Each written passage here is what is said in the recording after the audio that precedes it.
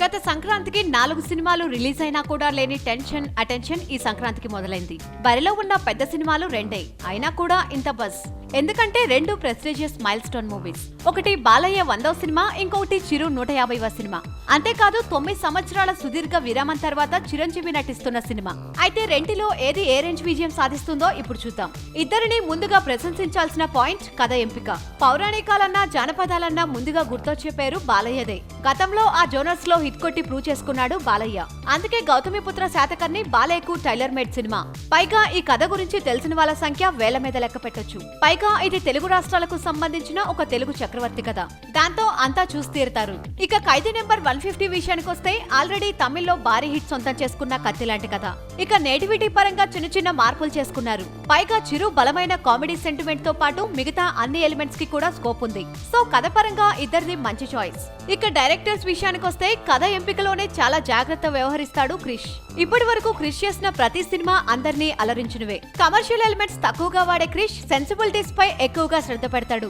దీనికి మాత్రం రెంటిపై దృష్టి పెట్టి జాగ్రత్తగా వర్క్ చేశాడు. ఖైదీ నెంబర్ 150 డైరెక్టర్ వివి వినాయక్ మాస్ పల్స్ ని పట్టుకొని సెన్సేషనల్ హిట్స్ కొట్టిన డైరెక్టర్. సొంత స్టోరీ అయినా వేరొకరు రాసిందైనా కూడా ఇరగదీయటం వివి వినాయక్ స్టైల్. పైగా చిరు వినాయక్ ల కాంబినేషన్ లో వచ్చిన ఇండస్ట్రీ హిట్ ఠాగూర్ ఇమేజ్ కూడా వర్కౌట్ అవుతుంది. పైగా 2 కథలు మురుగదాస్ అందించడం మరో విశేషం. ఇక సినిమా విజయంలో కీలక పాత్ర పోషించే సంగీతం విషయానికి వస్తే 2 సినిమాలకు దేవిశ్రీ సంగీతం అందించాల్సి ఉంది. మధ్యలో చిన్న డిస్టర్బెన్సెస్ ఉండడం వల్ల శాతకర్ణి నుండి దేవి బయటకొచ్చాడు.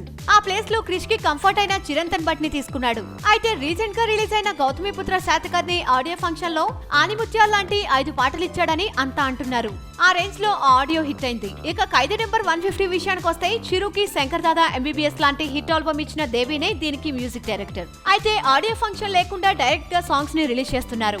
ఈ సినిమాలోని ఫస్ట్ పార్ట్ పై కాపీ ట్యూన్ అంటూ నెగటివ్ కామెంట్స్ వచ్చినా రెండో పార్ట్ తో దుమ్ము లేపేశాడు దేవి. ఇక మిగిలిన అన్ని పాటలు కూడా అదే రేంజ్ లో ఉంటాయని టాక్. ఇక 2 సినిమాలకు ఎక్కడా లోటు లేకుండా కావాల్సినంత ఖర్చు చేస్తున్నారు ప్రొడ్యూసర్స్.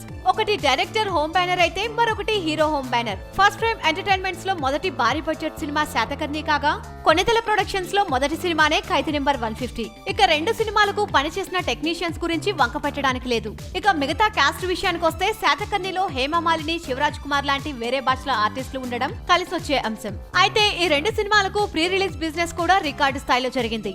గౌతమిపుత్ర శాతకర్ణి నిర్మాతలు అప్పుడే సేఫ్ జోన్ లోకి వెళ్లిపోయారు. ఇక ఖైదీ నెంబర్ 150 ప్రొడ్యూసర్ రామ్ చరణ్ ఇంకా కొన్ని ఏరియాల బిజినెస్ క్లోజ్ చేయాల్సి ఉంది. అయినా కూడా నో ప్రాబ్లం, రిలీజ్ కి ముందే సేఫ్ జోన్ లోకి వెళ్లిపోతాడు.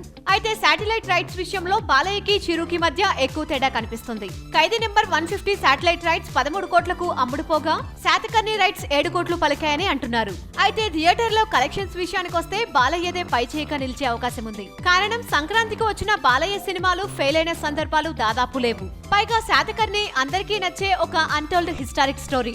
ఇక ఖైదీ నెంబర్ 150 స్టోరీ గురించి చాలా మందికి తెలుసు. పైగా రీమేక్ కాబట్టి ఏమాత్రం ఎలిమెంట్స్ మిస్ అయినా తేడా కొట్టేస్తుంది. అయితే ఆ తప్పులు జరగకుండా చూసుకుంటారు అనడంలో నో డౌట్. అందుకే 2 సినిమాలు హిట్. ఒక్కొక్కటి 100 కోట్లు కలెక్ట్ చేస్తే 2017 సంవత్సరం అంతా సినిమా సందడితో కలకల్లాడుతుంది. తర్వాత బాహుబలి 2, కొరటాల మహేష్ బాబుల సినిమాలు ఎటు లైన్ లో ఉన్నాయి. సో మిగతా స్టార్ హీరోస్ కూడా బ్లాక్ బస్టర్స్ ఇస్తే ఇండస్ట్రీ టాప్ రేంజ్ కి వెళ్తుంది. So all the best Gautamiputra Satakarni Khaidi number 150. వీలైతే లైక్, కుదిరితే కామెంట్ పెట్టండి. ఇలాంటి ఇంట్రెస్టింగ్ బ్రేకింగ్ బిగ్ న్యూస్ మాకు తెలిసిన వెంటనే మీకు తెలియజేస్తాం. దీనికి మీరు చేయవలసిందల్లా ఇక్కడ కనిపిస్తున్న సబ్స్క్రైబ్ బటన్ ని నొక్కి సబ్స్క్రైబ్ అవ్వండి. అండ్ ఇంకో విషయం, పక్కనే ఒక గంట సింబల్ కనిపిస్తుంది కదా, దాన్ని నొక్కారనుకోండి మేం చేసే వీడియో అప్డేట్స్, నోటిఫికేషన్స్ అన్నిటితో మీ డివైస్ లో వాలిపోతాం.